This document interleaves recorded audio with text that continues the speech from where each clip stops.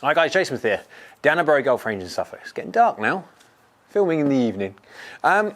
Ping, G425 Hybrid. I've got in the 3, the 19 degreeer, and it will obviously, with the changeable neck, it will go 1 and 1.5, 1 and 1.5 both ways. Also some flat settings in there as well. So it will go down to 17.5, and then all the way up to 20.5. And then obviously overlaps into the 22 degree 4 and yada yada. There is a difference to this year, and we'll have a little chat about that. Let's go hit a golf ball first. I've got GC Quad on the floor. Been a while since we've had GC2 on the floor. GC Quad on the floor, and obviously FSX Mobile as well. And yeah, this difference already is staring at me in the face. No turbulators. No turbulators at all, which I quite liked. Sad to see the turbulators go. But now we've got 3 wee dots, 3 little dots, and they're saying it helps alignment. Does it? I don't know. I didn't have no issue with the turbulators beforehand.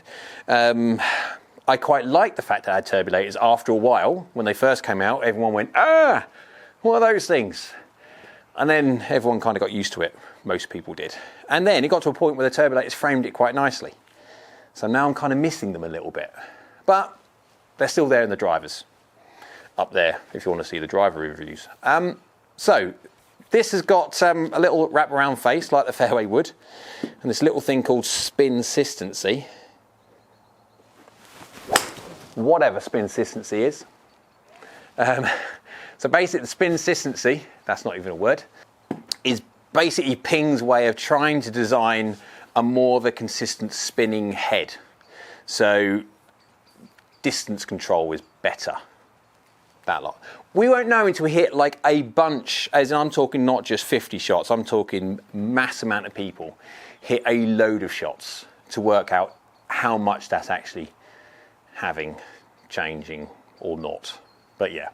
But it's got the wraparound face, and the reason why it's got the wraparound face is so you've got the face miraging steel, and then it wraps around the crown and the sole, because obviously then they can utilise a little bit of flexing there, which is going to gain a bit more ball speed. But you know what? I've done the driver reviews now, and I've just done the fairway wood review, and now I'm doing the hybrid, and you know what? This is my favourite for feel. I like the LS Tech driver. I'm okay with the Max and the SF Tech. But again, feel is subjective. What I like is would be different to what you guys like. Everyone will be different. But I do like the sound this makes. It is such a solid, it's not soft, it's not wrong, it's hard.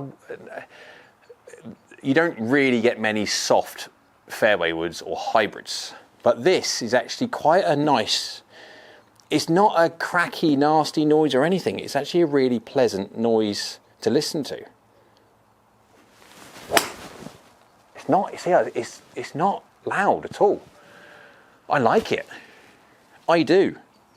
Tungsten weight in the back again. Obviously the whole idea of Ping are different to most manufacturers. Ping don't believe in being the longest. As in the peak longest. What they believe in being the longest overall.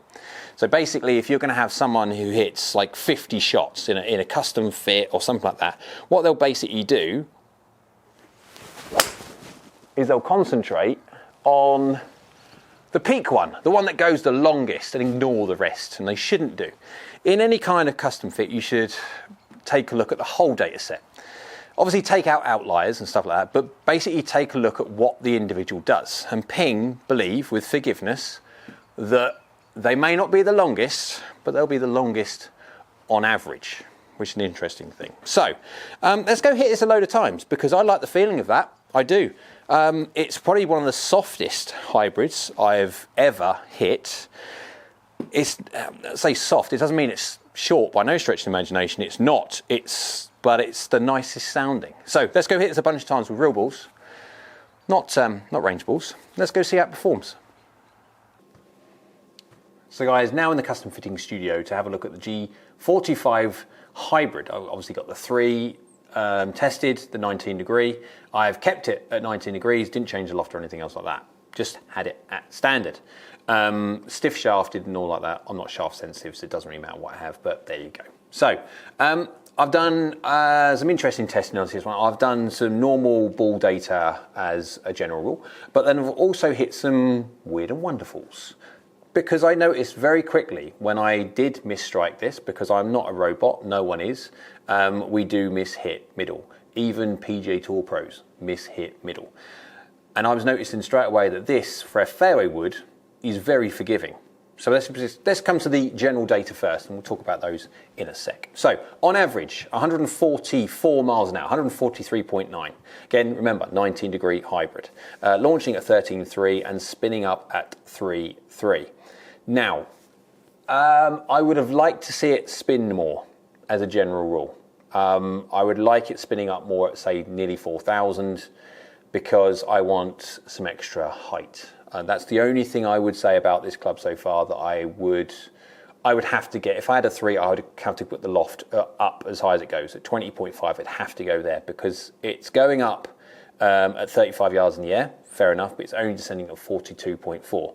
It is going 233 yards, though, in carry. That's a lot. My normal idea of where a 19 degree hybrid should sit would be in and around nearly, or give or take, 10 yards less than that. So it is long. I think it's long because it reduces the spin a little bit. So it's going more of that flight than a climbing and dropping flight. So I would have to get the loft and whack up. But that's the reason why you get custom fit. Anyway, of course it is. So, let's go have a look at the clubhead data before we look at the individuals, because they are quite interesting. So 101.1 when it comes to the swing speed, 1.42 efficiency. So that, from a hybrid, is good. Very, very good. Bearing in mind there is a lot of them on there for 143, 144 that people see with drivers on a foresight system. So this thing is very efficient, heavy heads. 0.8 down, 0.9 across, 1.4 open, little baby fades. The last one on there, the dots didn't read, but that won't affect the averages. 5mm toe, 7mm low on the strike. So within reason, fairly functional.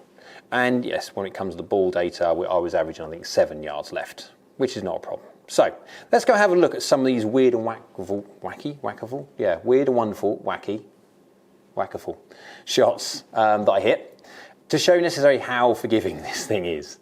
Let's just go with the first one. I hit a shot here, face fairly square, 1.4 degrees open, but swinging 6 across, like the slicers do, or faders do, come across the golf ball. Like that, so 5.6 degrees, so it's a fair bit. And then I impacted the ball, 9mm toe, 9mm low, 10mm toe. So not a very nice place on the golf club to hit. Yet, that went offline 0.9. It just wants to hit target. It's like the ball is magnetically attached. When you try to do something funky, it just wants to hit the old centre line. Let's go to the next one. 4.5 across, 5.2 open.